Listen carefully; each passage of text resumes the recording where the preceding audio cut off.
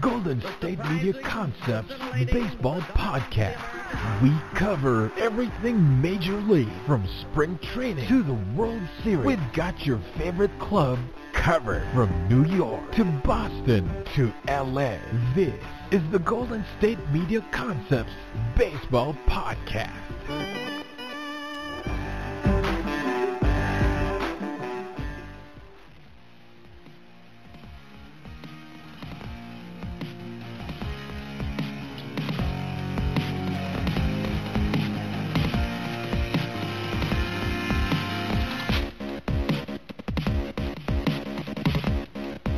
Hello, everyone, and welcome back to the GSMC Baseball Podcast, brought to you by the GSMC Podcast Network. I'm your host, Jack Ridenour, and I've got another sensational show, as always, ahead of us today. Hope everyone has been doing well and staying safe. I've been really getting geared up for baseball season since spring training is under a month away now, just about. But in the meantime, I've been watching this show on Fox with my girlfriend, actually, and her family, and it's called The Masked Dancer. And basically, it's unknown celebrities who will dance in these costumes and whatnot, and they will give clues and kind of talk, you know, they give like one-word hints and things like that, and then they get voted off the show based on performance, and if they lose, they have to reveal who they are. And I just never know half the people on the show. I mean, when they go and guess, when the panelists go and guess, I don't know any of the people that they throw out there. I mean, they throw out names that I have never heard of, and either, you know, my girlfriend's dad or somebody will say, oh, I know who that is.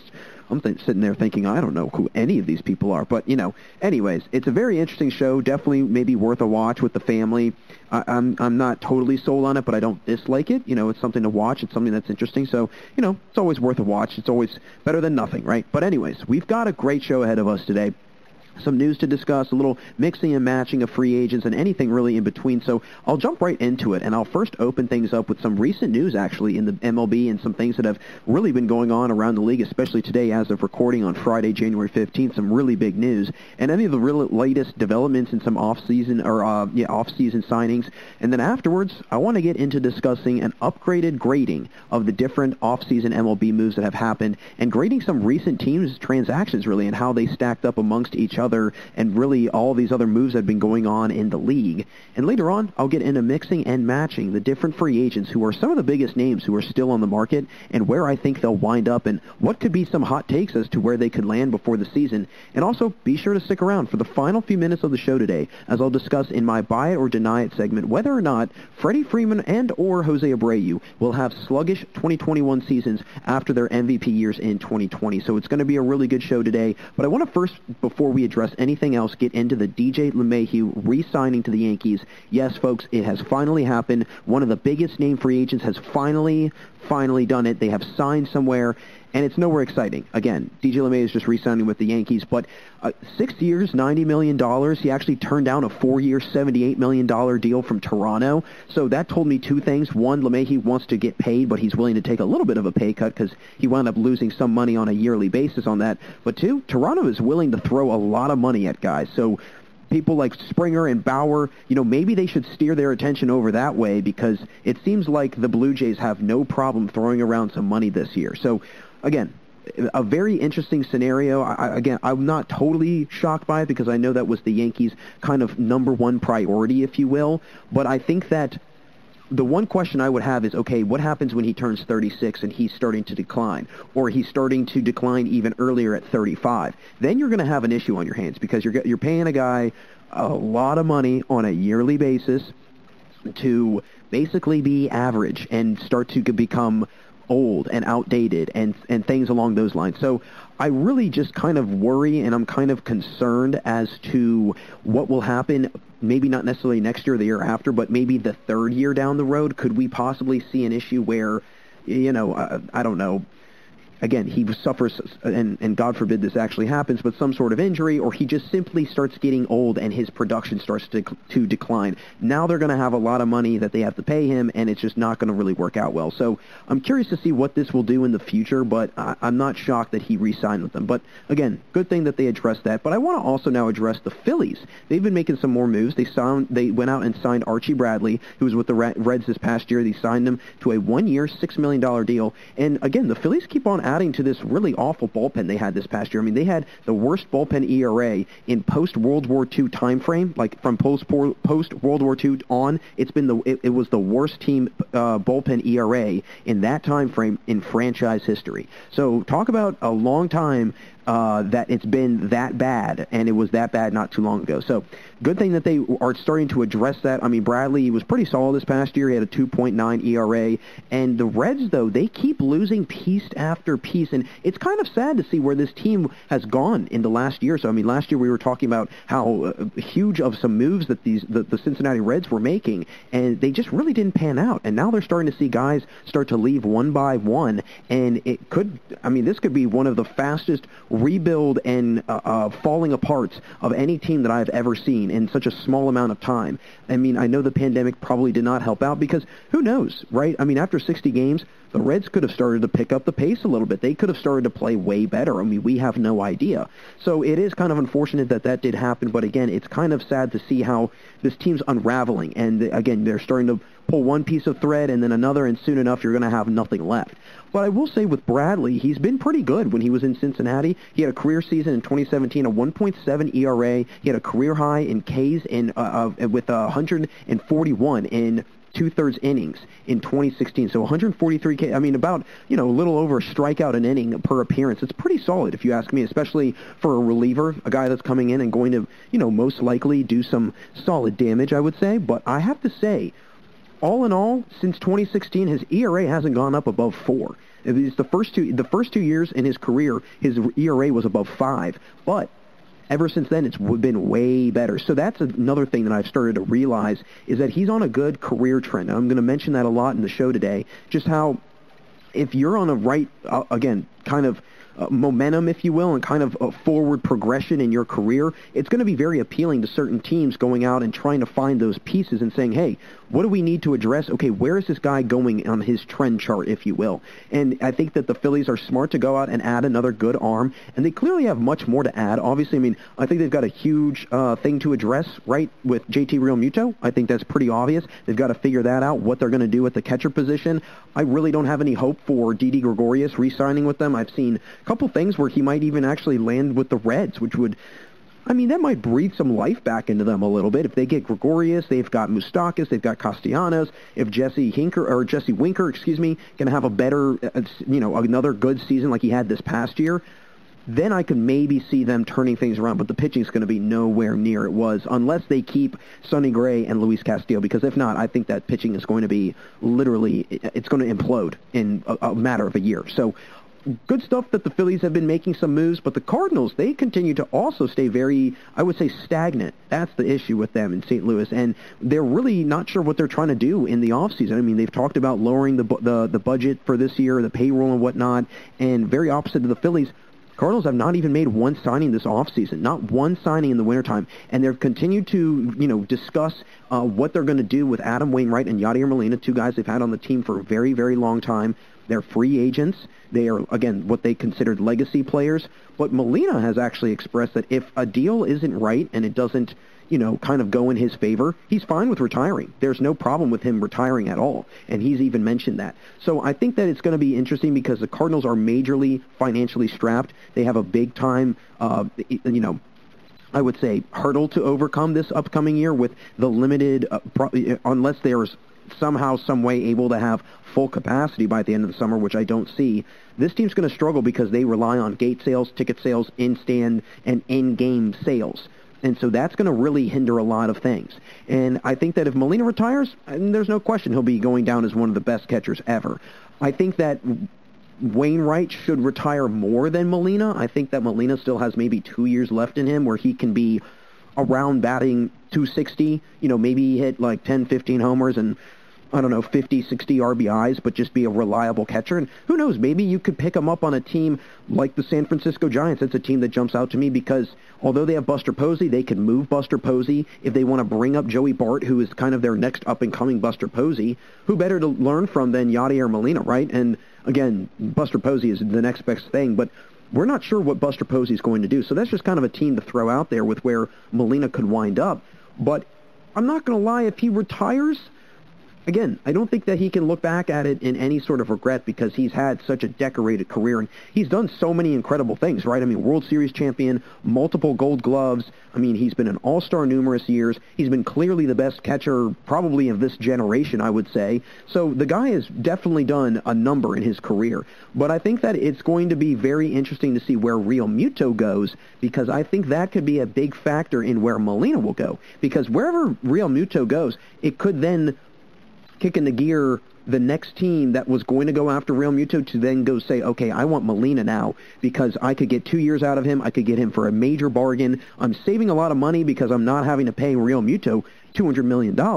But again, it's going to really depend where he lands because if he lands somewhere that's, a pretty solid contending team, then a lot of other teams that were, again, next in line for him, that were probably, some of them at least, might be contenders, they're going to have their hands tied with, okay, well, who's the next guy that we go after? Especially if they don't have a good catcher. Do we just get Yadier Molina? I mean, is he the next best thing available? I mean, after Real Muto and James McCann, what are you going to do, right? I mean, Grandal's with the White Sox. Darnell, he is a free agent, but I'm still kind of wondering if this year was kind of just a little blimp on the radar and just that was about it. It wasn't an actual starting of a progression into an actually really good career. I mean, it could just be I had a good year and that was about it. So and it's going to be very interesting to see where Real Muto goes and how that will dictate where Molina goes and kind of where these certain teams are going to go in their next direction and whatnot. But it would be really, really weird seeing him in any other jersey, I think. I think we can all agree that would just be flat out odd, to say the least. I mean, that would be weird. That would be really, really, really weird. So hopefully they can figure that out, and hopefully they can try and keep him around for a little bit longer, because if not, it's going to definitely be a very sad sight seeing Yadier Molina, somebody that I think we all associate the Cardinals with him, and I would probably say Albert Pujols, and maybe even Adam Wainwright, those three right there, Matt Carpenter some, possibly. But those were kind of the four Cardinals that I feel people always associate with. I don't know, maybe that's just me, but anyways, going to be a very interesting situation in St. Louis. But there's also been, in addition to all these signings and, things getting moved around and whatnot, there's been numerous rumors going around the MLB and free agency, especially in the pitching department. Some guys like Corey Kluber have gained an increase in interest in and really other players as well since this, this past winter and this past offseason. Kluber, he's been really injury-ridden over the last couple years. I mean, only 8 starts in the last 2 seasons. He had an injury to his shoulder, tore a muscle in his shoulder this past year, only pitched in 1 game, but he's impressed scouts recently of what I've read and what I've seen, and if he's able to overcome that, if he's able to somehow, some way figure it out and get back to the 2014 to 2018 Corey Kluber, I think that he can be, again, back to his normal self and almost have a revitalization or almost a rebirth in his career. I mean, between 2014 and 2018, he was 83 and 45. He had a 2.85 ERA over those 4 years, and he was a 2-time Cy Young winner and a 3-time All-Star. So talk about being arguably unhittable for a span of 4 years. That's pretty tough to do. And he's not that far removed from being that good. Again, that was 2018. That was not that long ago. And 2019, yes, injury-ridden. 2020, yes, injury-ridden. So I see why some teams might be a little skeptical in wanting to go after him, because he does have injury-prone written all over him. He's also getting older, so that could also be another factor in, okay, if he gets injured, well, how is he going to be able to return? How is he going to recover? He is getting older. He might not recover as well as he did maybe when he was younger. So 34, that's an age where, as you're a pitcher, if you start having injury issues and things like that, you might start thinking about retirement, because I think you don't want to have your arm falling off when you're 50, right? So I think that, especially with the shoulder issues he's had, that could be a problem. But if a team's looking to add a veteran pitching, he's a perfect candidate. Not to mention a 2-time Cy Young winner. I mean, what other person would you want to have in a rotation? Even if he's not a first or second option, as a third option, let's not forget some other third options that have recently been added to teams, like Lance Lynn. He's been a great third option, I think, that you can add. Patrick Corbin, another guy that could be a good third option. Even somebody like from the Pirates, I've mentioned Joe Musgrove. If he gets traded over to, say, a team like the Angels, and then they go pick up Trevor Bauer. Now you've got Trevor Bauer as the 1, Dylan Bundy as 2, and Musgrove as 3. That's not a bad first 3 front-man starting rotation, if you ask me. But that's just my opinion. So I think that's going to be very interesting to see, where Kluber winds up and if he can emulate what he did earlier in his career. But there's also been other rumors. I mean, we've got Brad Hand, for instance. his name's been floating around with the Mets.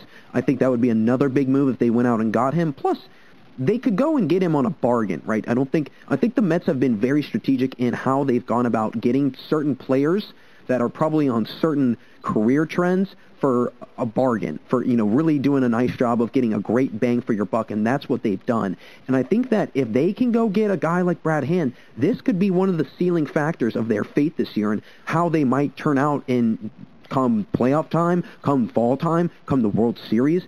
This might be kind of that push over the edge that they need to then make that run, because I think their bullpen is still a little weak, right? Their bullpen is still kind of figuring itself out. They've had some issues at the closer position, and Brad Hand will obviously bring consistency. He'll also bring a lot of just experience, and also he's been a 3-time All-Star, right? I mean, he's been an All-Star the last couple of years. He's coming off leading the MLB in saves this past year, so clearly one of the top closers in the MLB. And I think that if he can get on a small deal and they don't have to pay him a huge amount, and he comes on a shorter amount of time, maybe they try to go in this win-now mode, which I feel like they're in.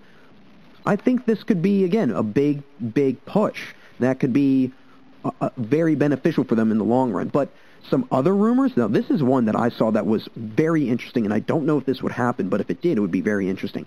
I guess Nolan Arenado has now come into the trade conversation a little bit for the Cardinals, and they want to do something over at the third base spot. Matt Carpenter, he's a free agent, and they've got Dexter Fowler, he'll also be a free agent, Andrew Miller, Carlos Martinez, so they've got a couple guys that are going to be free agents, not to mention Molina and Wainwright. Yeah, they're going to have to probably cut their spending, but they're also losing a lot of guys, so they're going to not have to pay as much. So maybe they go out and trade for an Arenado. Now, I would say he's obviously a huge upgrade from Matt Carpenter, but he's coming off a really tough year, and he was battling an injury, so maybe he can make a turnaround, or maybe this is the start towards the end of his career. I mean, he's inching towards 30, so I mean, if he's not already 30, so that could also be another thing to look into this. But I know the Rockies, they want him out of there. They want to get him out there. They're trying to clear up their payroll a little bit. He's still owed 6 years and $199 million in that 6 years. So it's a large contract. He's got an option, I think, next year if he wants to opt out. So the Rockies are probably thinking, okay, if he opts out, we're going to be, it's going to be a lost cause. But if we can trade him and at least get something for him and get something beneficial and get something out of it instead of just him walking and that's it, then I think that maybe he does get shipped off. Maybe he doesn't go to the Cardinals, but maybe he goes somewhere else to like a contending team that really needs a third baseman, right? Let's not forget a contending team in the same division that needs a third baseman. The LA Dodgers, right? I mean, if you look at them right now, they don't have a third baseman unless Turner re-signs, and I think he's looking for a 4-year deal. I personally think he's going to land in D.C. I think that they're going to form some sort of weird, I don't even know how to describe it, kind of this massive power, heavy hitting team that also probably will have the most strikeouts in all of baseball between Justin Turner, Josh Bell, and Kyle Schwarber. And then not to mention, if Soto, I think he's going to have a great year, and so is Trey Turner, but it would be very interesting to see Justin Turner go there. But going back to that point about the Dodgers and Arenado, that would be something interesting that they could do. And I've also seen that rumored in the news that could potentially be an option.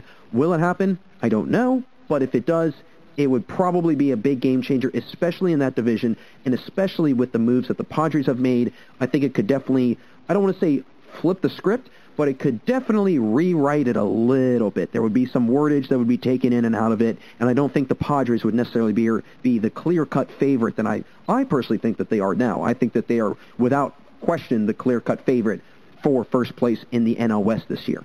But if a guy like Arenado or if a guy like LeMahieu had signed or whatever, if they go out and get a huge piece, again, the wording in that script is going to be reworded but not necessarily flipped. But again, it's going to be very interesting. We still have some time before spring training. But, folks, that's going to do it for us in this first segment. Don't go anywhere, because when I get back from the commercial break, I'll get into grading some teams' recent off-season moves and who have been making some of the biggest improvements to their rosters. Folks, stay right there. We'll be right back here on the GSMC Baseball Podcast.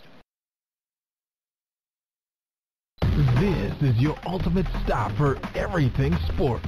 The Golden State Media Concepts Sports Podcast. Should I say more? From the NFL, MLB, the NBA, to MMA, it's all in here. The Golden State Media Concepts Sports Podcast. Listen now.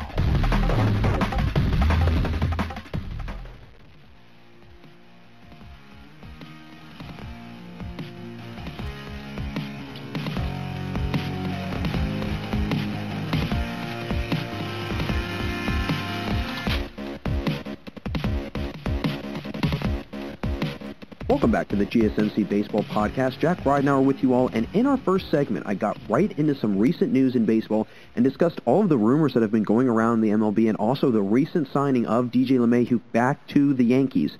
But folks, be sure to stick around for the final few minutes of the show today, as I'll get into a buy it or deny it segment and discuss whether or not I buy or deny the fact that Jose Abreu and or Freddie Freeman will have sluggish 2021 seasons after their MVP seasons this past year. Now, I want to get into the grading of the different MLB moves recently and kind of give an update on the gradings for these teams and their different moves that they've done this past offseason.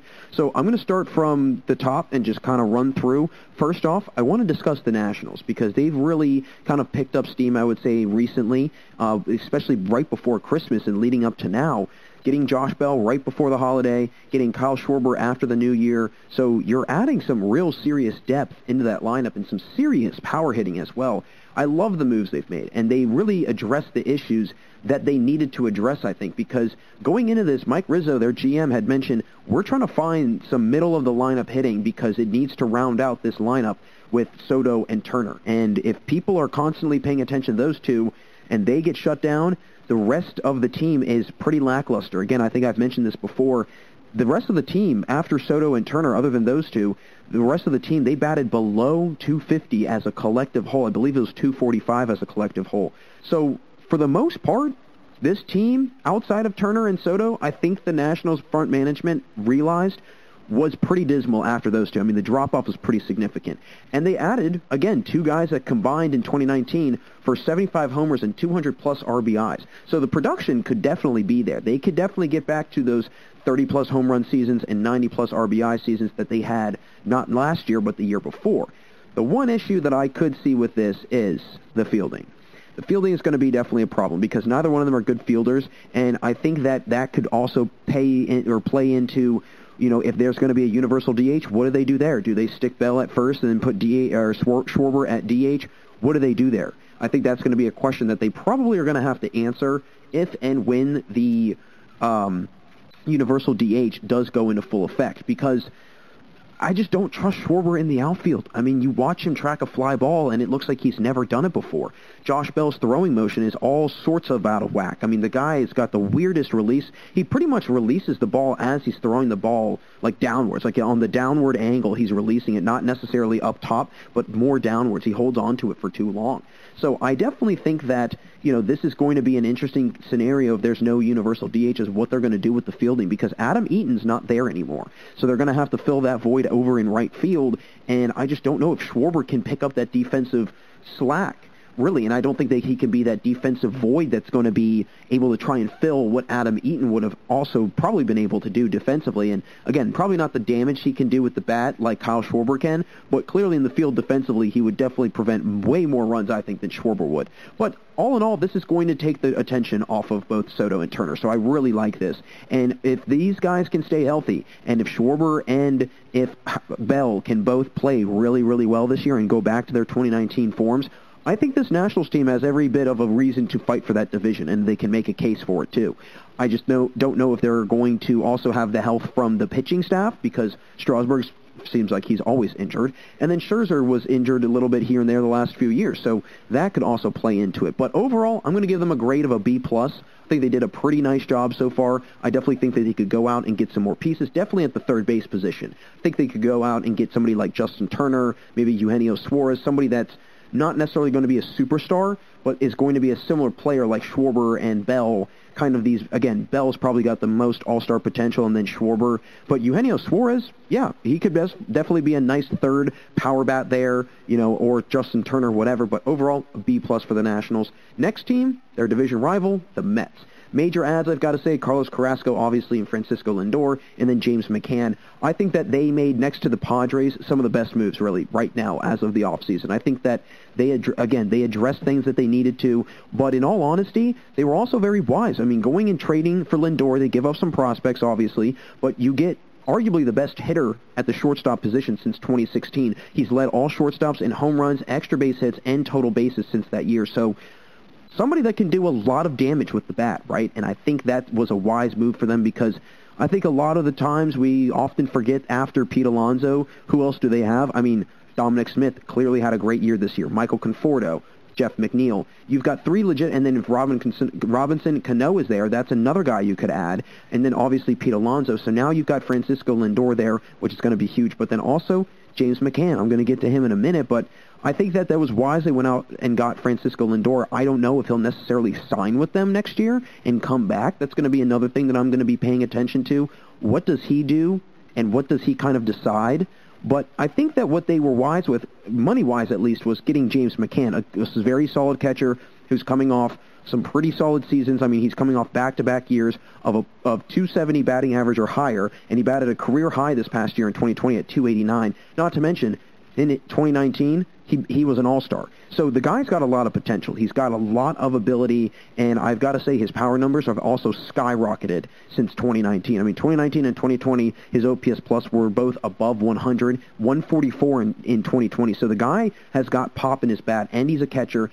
And initially they were going to go after Real Muto, but it was wise for them to go after and get McCann, because if you go get Real Muto, you're going to have to pay an arm, a leg, and some to get a guy that, who knows what's going to happen. But if you go get someone like McCann, I think that you get him for much less of a price, 4 years, $40 million, so $10 million a year. You're paying Lindor about $20+ million. So you still have a little bit of room to wiggle around with and try and maybe get another guy. I know that they've discussed maybe getting Brad Hand. I know Trevor Bauer's name's floated around. I don't know if they'll go and get him now with getting Lindor and also getting Carrasco. I mean, that's, again, a veteran pitcher. He's been really good the last couple years. Adds definitely some depth to their rotation, especially, I mean, if you look at it, now they've got DeGrom, they've got Syndergaard, they've got Stroman, and they've got Carrasco. They've got 4 legitimate guys in their rotation. And, the first guy, DeGrom, he's a 2-time Cy Young Award winner. Syndergaard's got the capabilities of it. Stroman's an all-star. And you look at Carlos Carrasco, and he was a Cy Young finalist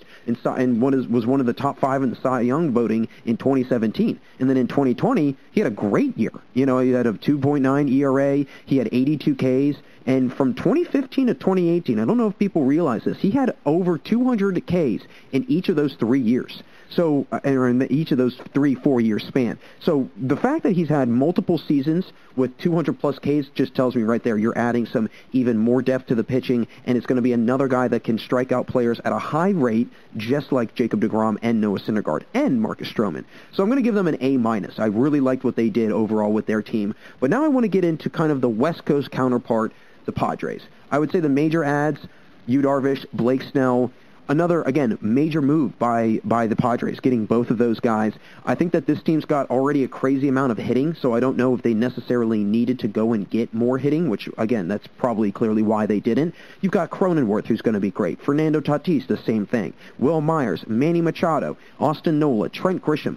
I think you've got plenty of hitting in that, right? And I think that if they had gone out and gotten some more hitting, yeah, I mean, you've got also Eric Hosmer there, so you've got a lot of different guys that are going to be able to put the ball in play. Now you've got to find some guys that are going to prevent the ball from getting in play. And I think Snell and both Darvish are going to be exactly what they need defensively. I mean, they're Cy Young caliber pitchers, right? Blake Snell won in 2018. Darvish was a finalist this past year, and he had a career low in ERA in 2020 also with a 2.01 ERA, 93 Ks, and an 8-3 record. So the guy can clearly pitch, right? And then Snell had a solid season. I mean, wasn't outstanding. I don't think not necessarily at least to his standards. 63 Ks, a 3.2 ERA. I will say his ERA was the lowest this past year since his Cy Young season, so maybe he's back up on that uptick in his career. He's 4-2. 131 ERA plus, and I will say his ERA plus, at least that's Blake Snell's, has never gone below 100. So the guy can also clearly pitch, and the hitting I think is top tier. It's a top 10 batting lineup. I mean, they were top 10 in home runs and batting average and all sorts of other hitting categories. So all in all, I think it was very wise that they go get Snell and Darvish. Not to mention, Mike Clevenger's going to be out this year. So you also have to factor that in a little bit. So I'm really excited to see how the Padres do, and I think they can really go toe-to-toe with the Dodgers. So I'm going to also give them an A- overall. The Mets and Padres, I would have to say, have done have been at least two of my favorite teams to watch in this offseason with what they've been doing. So now I want to get into an AL team that I think has some relations to kind of what the Padres could be. Again, maybe kind of a cross-league counterpart, the White Sox. Again, a team that's got now great pitching depth that they've had. They've got great hitting, great power hitting, and they've got young guys that are also going to be really, really good. They go out and got Adam Eaton, again, going and putting him in either corner outfield position, most likely probably right field. Lance Lynn and Liam Hendricks, one of the top relievers in baseball. And I think it was very smart that they went out and just got pitcher, and that's where they went, because it was clear, and I've said this so many times, after Keuchel and after Giolito in that wild card playoff series against the Athletics, it was very obvious that they had no pitching after that. It completely dropped off. I mean, I talked about Soto and Turner, and then after that, that's a drop-off. That's, again, another instance of a major drop-off. I mean, Dane Dunning got absolutely lit up, and that's probably part of the reason why he got traded eventually. But they went out and got a veteran arm who's coming off a year where he was the league leader in innings pitched, so 33 years old, and he's still able to compete and play at a high level. I mean, he had the lowest ERA of his career since 2015 this past year. So even though he's getting older, he's still producing at a high level, and he's been on winning teams. He's got a connection to Tony La Russa. They've won a World Series before. So I don't see why this is a bad move at all. And Eaton, he's a solid piece for them, provides some defense in the outfield, which I don't think any team's going to shy away from. Not to mention, he can be a solid leadoff guy. I mean, you've got Eaton and Madrigal, who are two kind of slap hitters, I would say. And then Yohan Moncada, he can bring some power. Eloy Jimenez, Jose Abreu, Yasmani Grandal, Tim Anderson, again, kind of he can be a slap hitter, but can he also produce some power as well? So they've got a lot of hitters. I mean, I just rattled off 5-6 guys, and it's a 9-man lineup. So if they, again, I think that they might need one more piece, maybe one more piece. Kind of, a lot of these teams I think are just one piece away, right? I would say the White Sox, the Mets, and the Padres are all just one piece away. The Padres and the Mets, I think they should go and get a little bit more bullpen help. Whereas with the White Sox, I think that they addressed the bullpen hitting.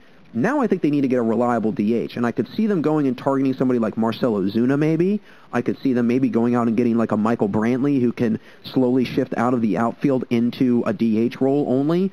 So there's a lot of guys that I think that they could maybe try and shop around for, and if they got a DH, again, another really good bat in that lineup next to Abreu and Jimenez, I think you've got a really good team. I mean, Hendricks has been one of the top relief men in baseball, and he's going to give them versatility out of the bullpen. He can mix up his pitches really, really well. He's also somebody that can stretch it from just not one inning but 2 innings. You could throw him in as a closer, but you could also throw him in as kind of an in-between guy. He can do a lot of different things between those 6 and 9 frame innings. So I think that they already had a pretty solid bullpen for the most part, but now you add some experience. You had a guy that's been one of the top at the game in relief pitching the last few years.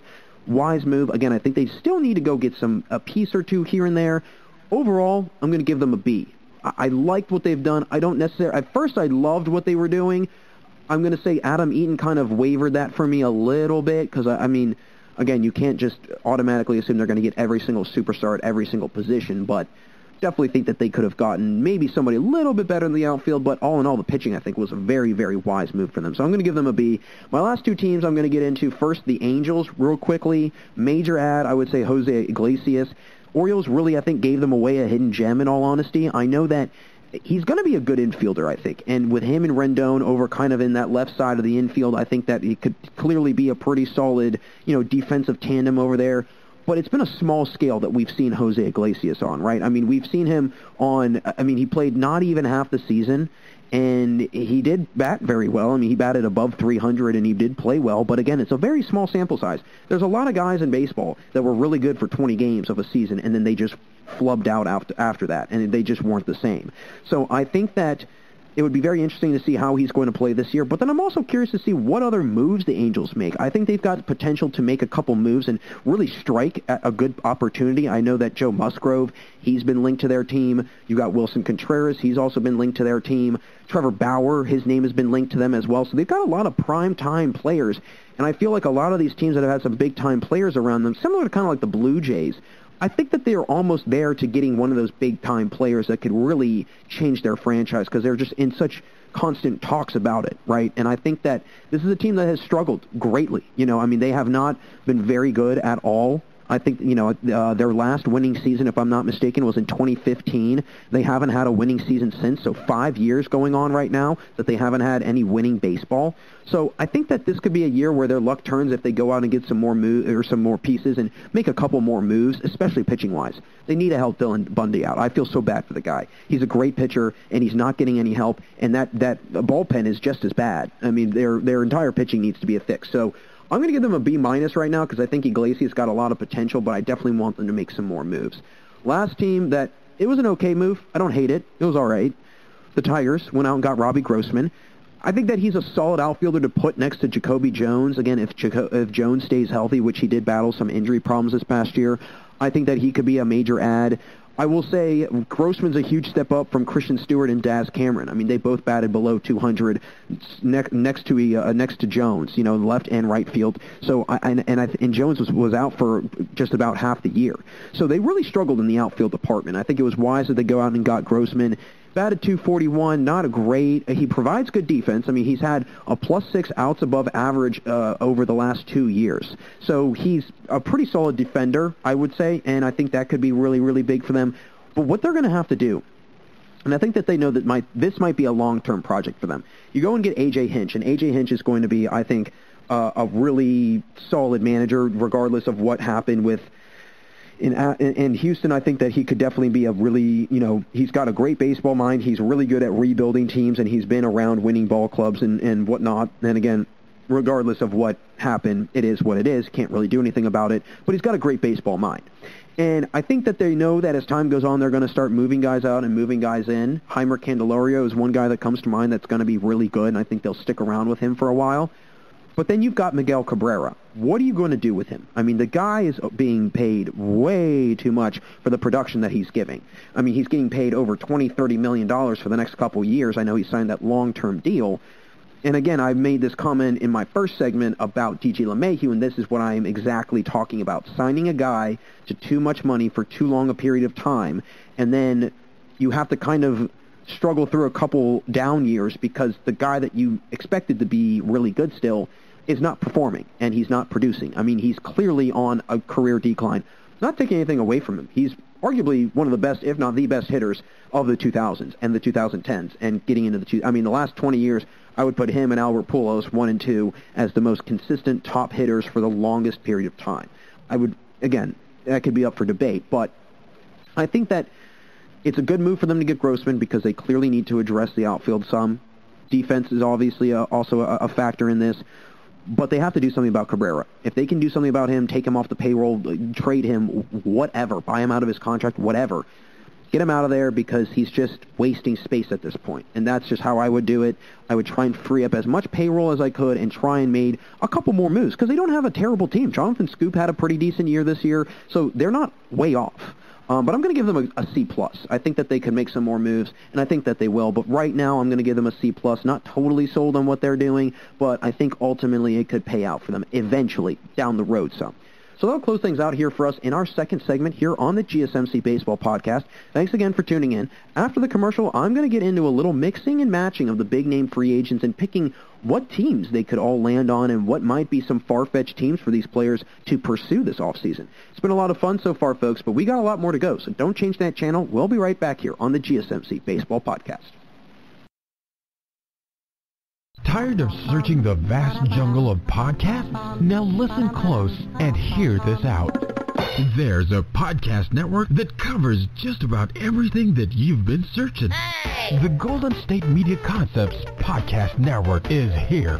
Nothing less than a podcast bliss with endless hours of podcast coverage. From news, sports, music, fashion, cooking, entertainment, fantasy, football, and so much more. So stop lurking around and go straight out to the Golden State Media Concepts Podcast Network. Guaranteed to fill that podcast itch. Whatever it may be. Visit us at www.gsmcpodcast.com. Follow us on Facebook and Twitter, and download us on iTunes, SoundCloud, and Google Play.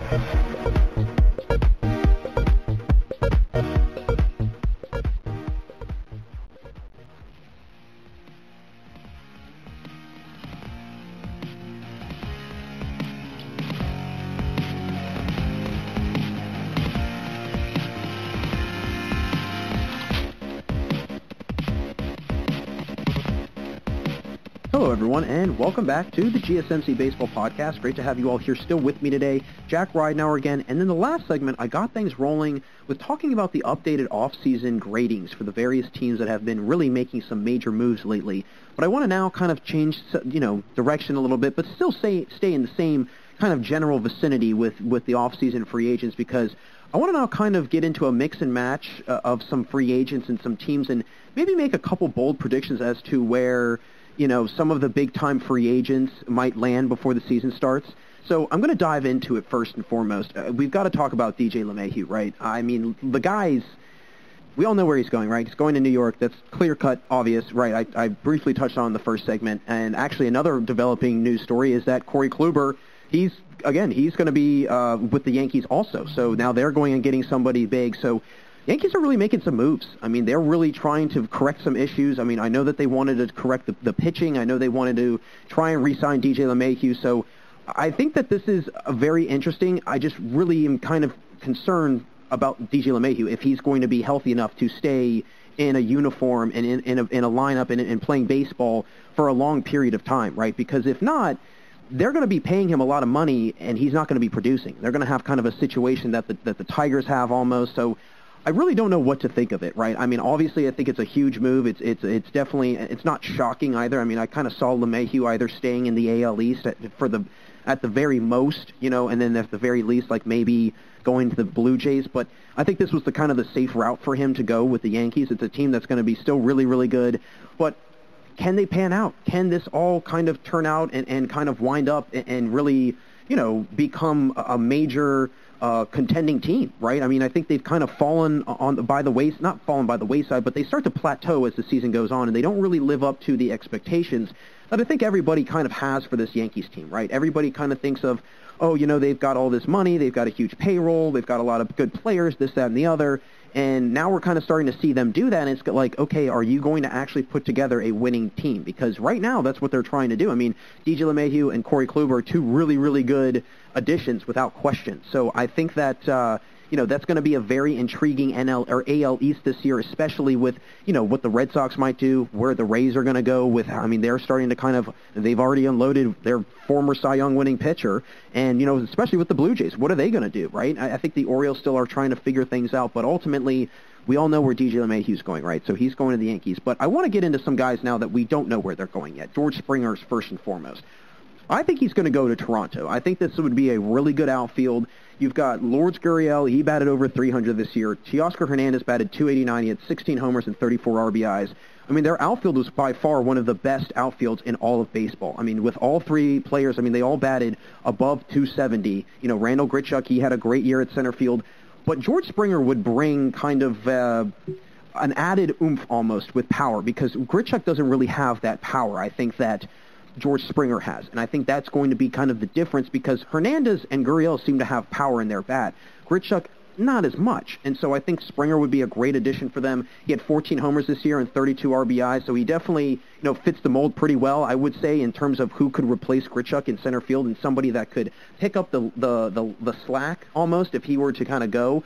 But this is a team, I think, that's in a short time or a short window of time, if you will. Because, again, well, not really a short window of time. I think this is a team that they are aware of what they have right now, and maybe they're trying to win all right now, right? I think they might be in this win-now mentality. But they've got guys that they can build with for the future. They've got guys that are going to be good for years to come. And I think that they might be, rethink what they're going to do in the offseason. Maybe not try and spend as much money, but we clearly have seen that this team is willing, or is going to be willing, to spend a lot of money in the offseason. I mean, they offered DJ LeMahieu 4 years, $78 million. That's a lot of money. That's a ton of money.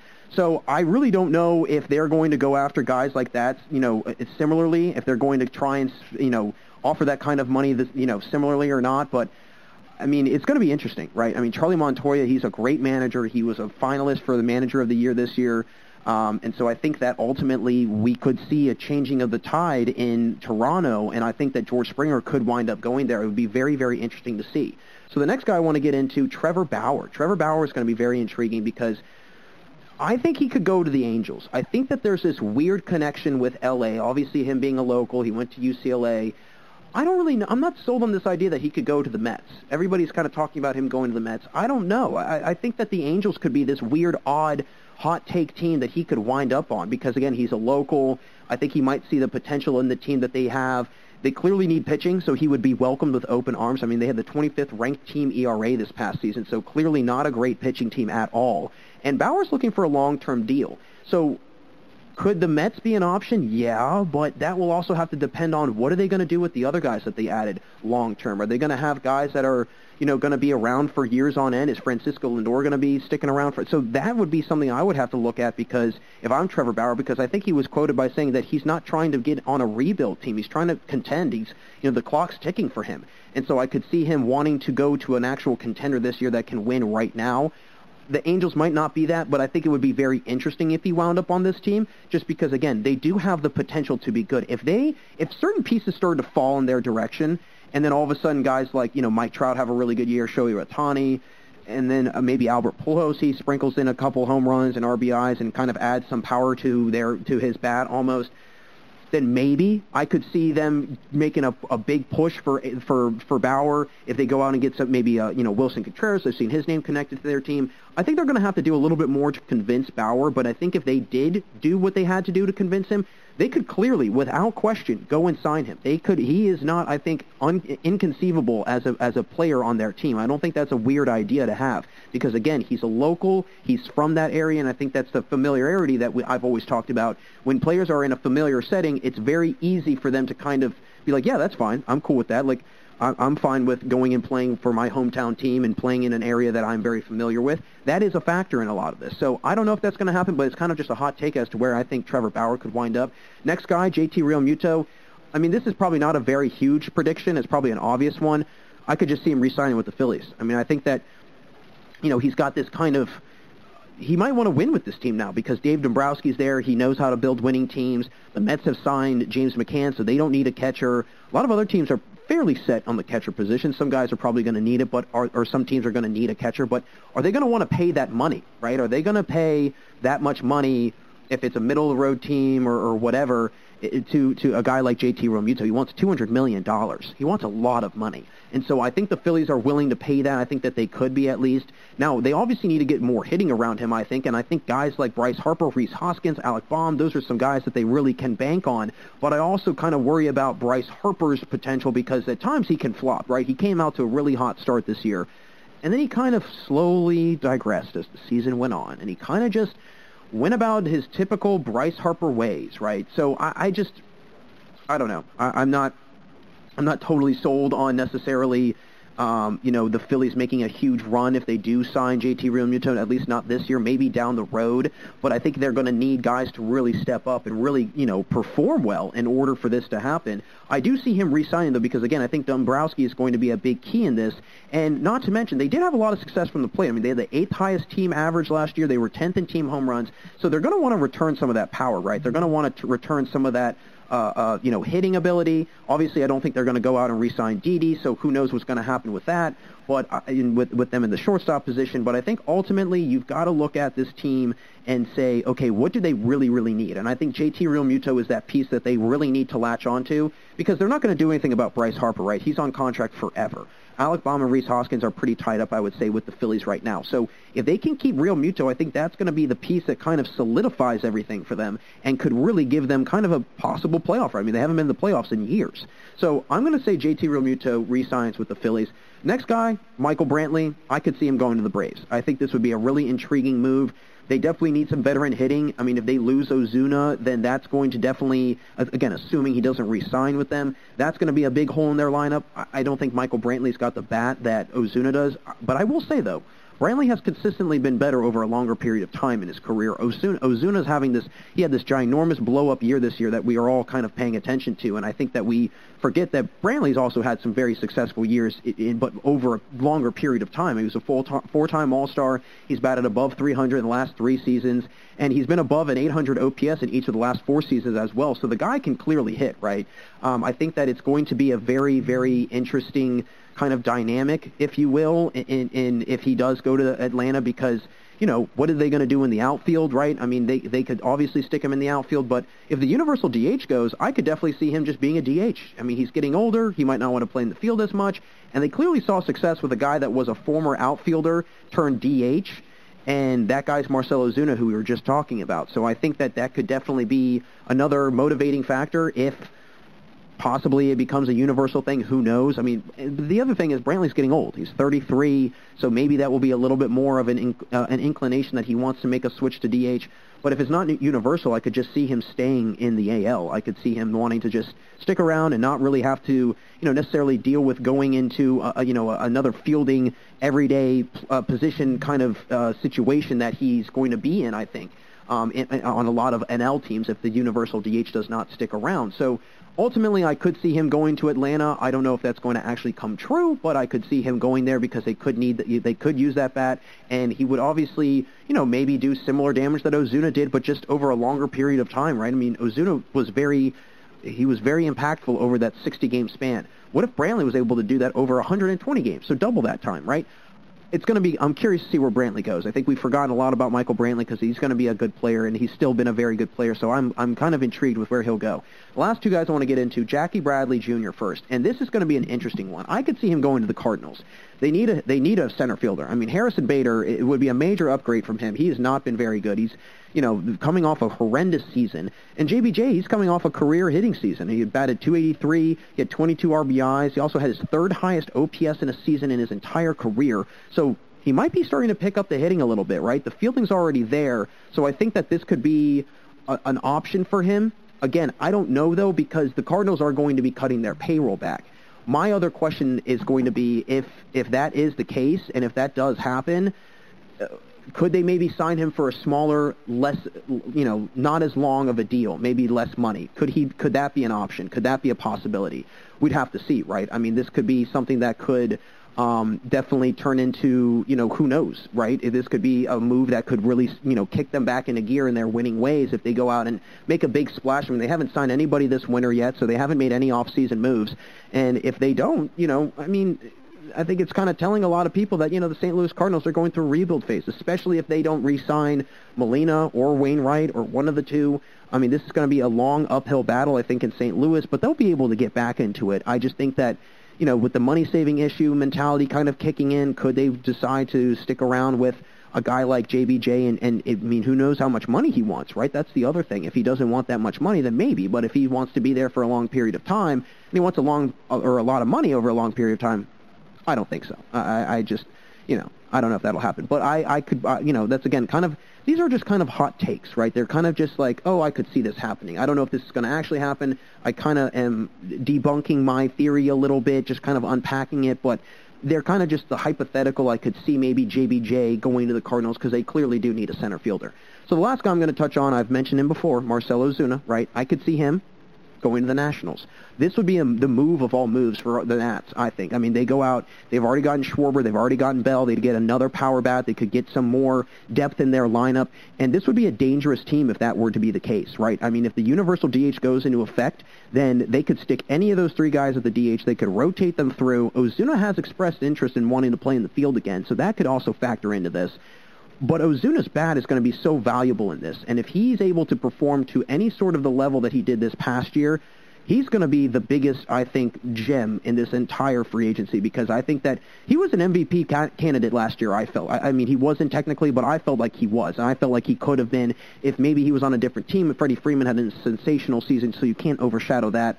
But ultimately, I'm really curious to kind of see where the Nationals go next, and if they go still with the power hitting, or maybe they go in a different direction. But ultimately, wherever they go, I think the Nationals have made a good move here and there. I think they've been wise about it. But ultimately, there's a lot of guys still out there, right? DJ LeMahieu is really the only one, and Corey Kluber, I would say, have been kind of the biggest name free agents that have recently signed, both going to the Yankees. So we've got a lot more to figure out. So there's a lot of time to kind of figure out where guys are going to land, but it's been a very quiet offseason, so I feel like it's going to really pick up here in the next couple weeks. So that'll do it for us in this segment, folks. Thanks again for sticking around. But stay right there, because we'll be right back after this commercial break for the final segment today, where I'll be back with a buy it or deny it, and I'll discuss whether I buy or deny the idea of Freddie Freeman and or Jose Abreu having a sluggish year after their MVP seasons. Folks, don't go anywhere, because we've got one last segment here on the GSMC Baseball Podcast. Want to know the latest in soccer? Then listen to the Golden State Media Concepts Soccer Podcast. From MLS, the World Cup, and the Premier League, we've got you covered. The latest updates, the hottest matches, and news on the league's top players. It's the Golden State Media Concepts Soccer Podcast. David Beckham scores the goal to take England all the way to the World Cup final. Listen now.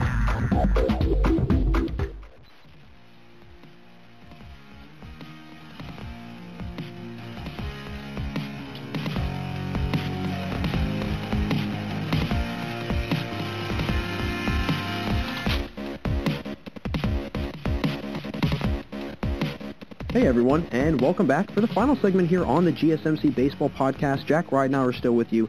And in the previous segment, I jumped into discussing a little mix and match of the still unsigned big-named free agents and shared my thoughts as to who I think will land where, kind of land where during this offseason that we're still trying to, maneuver through, if you will. And to wrap up the show today, I want to dive into a buy it or deny it, which I've done, again, for a few episodes now. And this one will be involving the claim that Jose Abreu or Freddie Freeman will have sluggish 2021 seasons after their MVP seasons.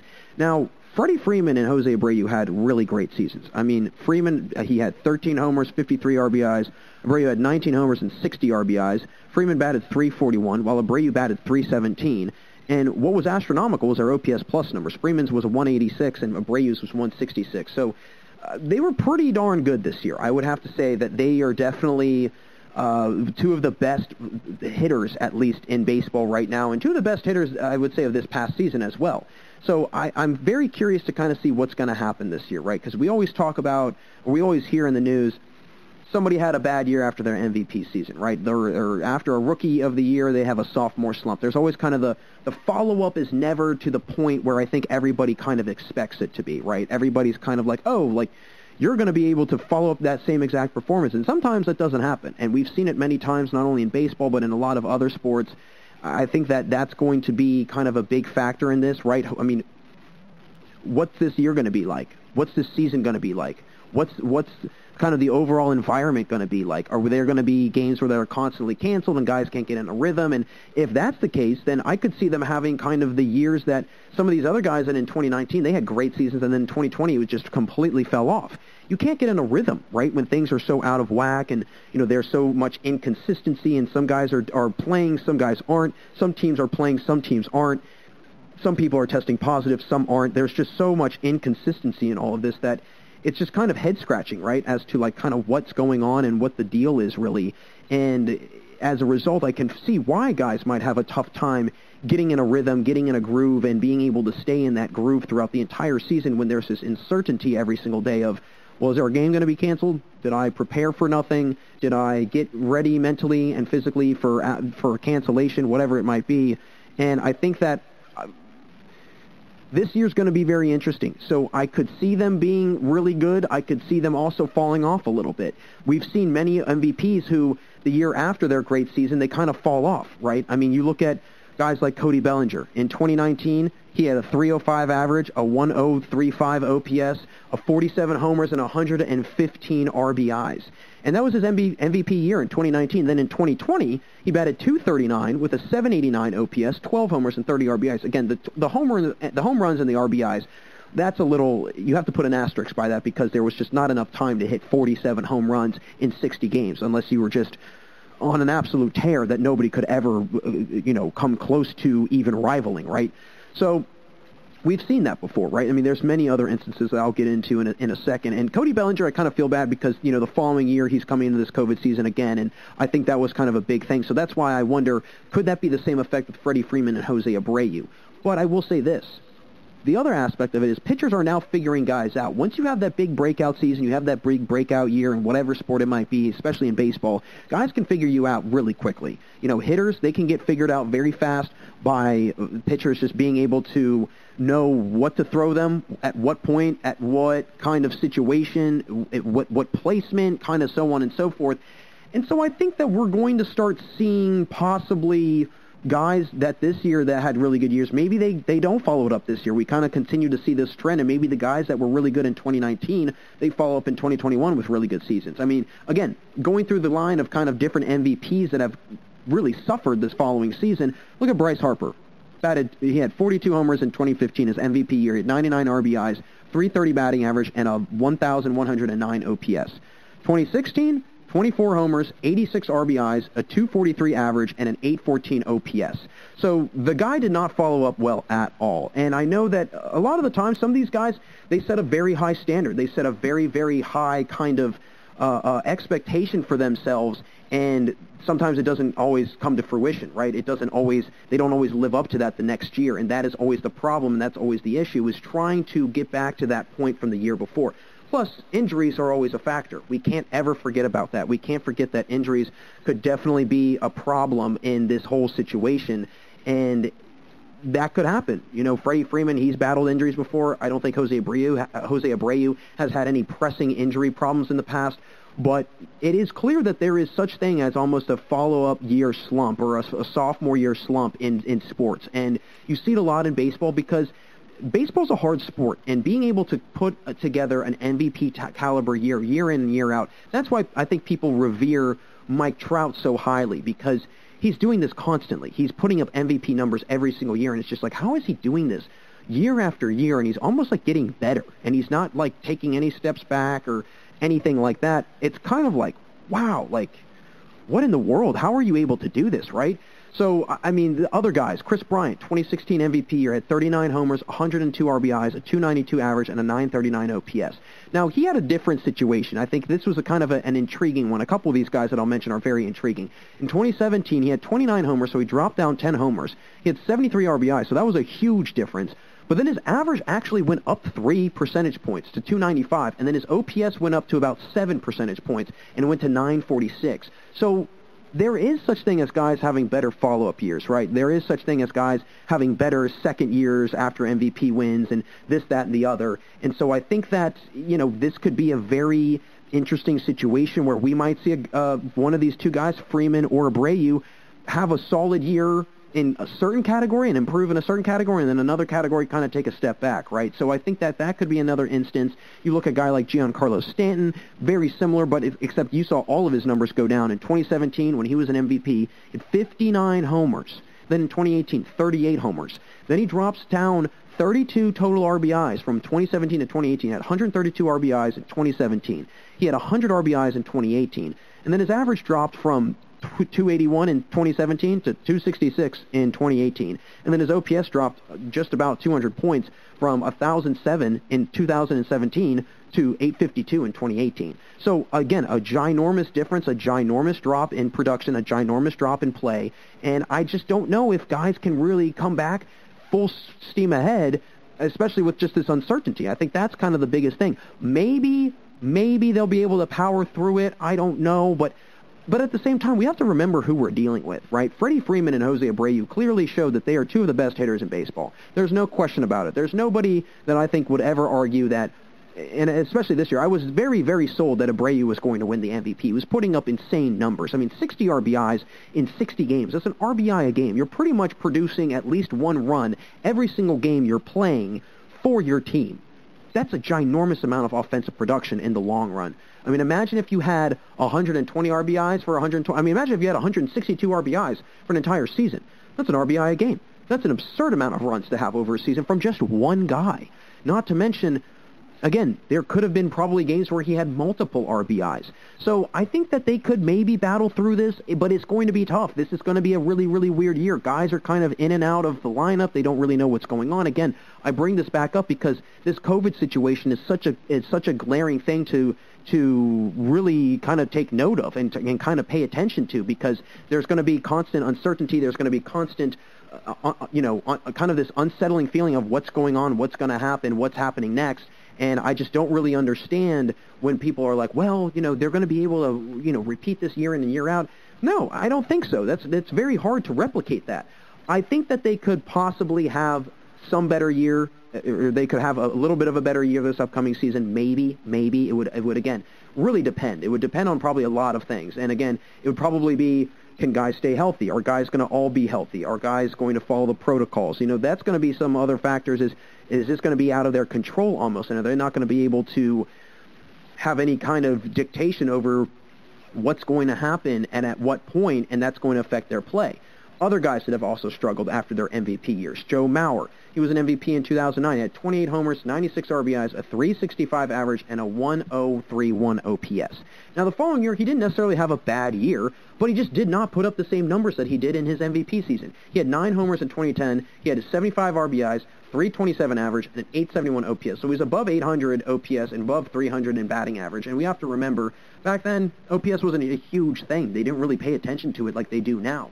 So that's another guy. Josh Hamilton, for instance, in 2010 when his MVP season, 32 homers, 100 RBIs, 359 average, a 1044 OPS. Then in 2011, 25 homers, 94 RBIs, 298 average, and an 882 OPS. So clearly there was some drop-off, but there is instances where these guys, they can continue to kind of move forward and keep on moving. Now, looking at their career numbers and looking at kind of where it's trending, if you look at Jose Abreu's numbers, they've slowly continued to, after, you kind of look at from 2014 to 2020, his average has actually been pretty high across the board for the most part. For a guy that's been a consistent 800 to 900 plus OPS hitter, and a guy that has not ever been below 100 OPS plus, and a guy that's also batted at least 20 plus home runs in every single season and 100 plus RBIs in 5 of the 7 years that he's played. So the guy is clearly, he's doing something right. And if you look at those numbers and you look at that production, that's pretty insane. And from 2017, right, he had batted 304. That was kind of the last time before 2020 where he batted above 300. 2018, he bats 265, and he actually had a career low in OPS at 798. Then in 2019, bounces back at 284 for his average, 834 OPS, and then this year, obviously, a 317 average and a 987 OPS. So the numbers went right back up, and that's the thing. I think that he's on a good trend right now. He's kind of on a good uptick. He's not necessarily, I would say, a huge health concern. He's playing over at first base, so there's not a whole lot of worry about him playing in a position where he might get injured or whatnot. But then you look at Freddie Freeman, kind of the same thing, right? His numbers have been very steady the entire year. Since 2016, there's only been one season where he was below 300 batting-wise, and that was in 2019, but he batted 295, and then he also had 38 homers and 121 RBIs, which were both career highs for him. So even though his average was low, his career high numbers were through the roof. And his OPS has also improved. It went from 892 in 2018 to 938 in 2019, and that's been a pretty steady thing ever since about 2013. His OPS has been 840 and above the entire time. So he's on another good kind of uptick and kind of on a good positive trajectory in his career. So I could definitely see, in all honesty, I'm going to have to deny this. I'm going to have to deny that they're not going to have better years this year. I could see them having better years. I could for sure see that. But again, I think I have to remind myself, we're not in this kind of perfect situation that we were in before. And as a result, there is so much uncertainty, it's kind of hard for you to kind of say, all right, yeah, absolutely, we can go ahead and make this claim, and I think it'd be a fair claim to make. Sure, you could probably say it's a fair claim to make if there's no issues of a global pandemic, but now we're going through that, and we have to take that into consideration. So I'm going to just deny it because I think that they could have better years from the years that they had this past year, but maybe not necessarily numbers-wise, right? And especially, again, there was only 60 games, so you can only kind of gauge that as much as you can. This year might be a totally different story with more games, so there's going to be kind of more of a kind of having to compare and contrast two seasons that are very dissimilar to each other. One year where there's probably going to be double the amount of games played, and then the year before where there was half the amount of games played. So I'm really kind of excited to see how they're going to play this year. I think that they could definitely have a really good year, both of them. They're on really good teams. But again, the pitchers are going to pay attention. The NL East has gotten tougher with the pitching. And I think that the AL Central, that's kind of an easier division compared to the NL East, especially with the recent kind of acquisitions being made and the Cleveland Indians shipping Francisco Lindor off and Carlos Santana now he's still in the division, but there's been a lot of moves being made, and as a result, I do think that that's going to kind of affect things a little bit better for Jose Abreu because he won't have that much to try and battle through. But then you also look at guys like, Freddie Freeman. He's in a pretty tough division in the NL East, and so that's kind of like, all right, could you see him having a better year? But I don't know. It's going to be very interesting. But ultimately, I'm going to deny it. I think that they'll have a better year than their MVP seasons in the regard and kind of in the sample size in which it's going to be this year in comparison, if you can compare it. But again, we'll have to see. A lot of things to kind of unfold and a lot of things to be figured out. We've got a couple, weeks until that is, and then before you know it, it'll be opening day. But folks, that's going to wrap it up for us here today, and I thank you all for listening to the GSMC Baseball Podcast, brought to you by the GSMC Podcast Network. I'd like to ask that you please remember to subscribe to the show and write a nice little review. That really helps us out. Also, if you can please follow us on Facebook, Twitter, and Instagram, we'd really appreciate that. And until next time, everybody, have a fantastic day and an even better week. You've been listening to the Golden State Media Concepts Baseball Podcast, part of the Golden State Media Concepts Podcast Network. You can find this show and others like it at www.gsmcpodcast.com. Download our podcast on iTunes, Stitcher, SoundCloud, and Google Play. Just type in GSMC to find all the shows from the Golden State Media Concepts Podcast Network, from movies to music, from sports to entertainment, and even weird news. You can also follow us on Twitter and on Facebook. Thank you, and we hope you have enjoyed today's program.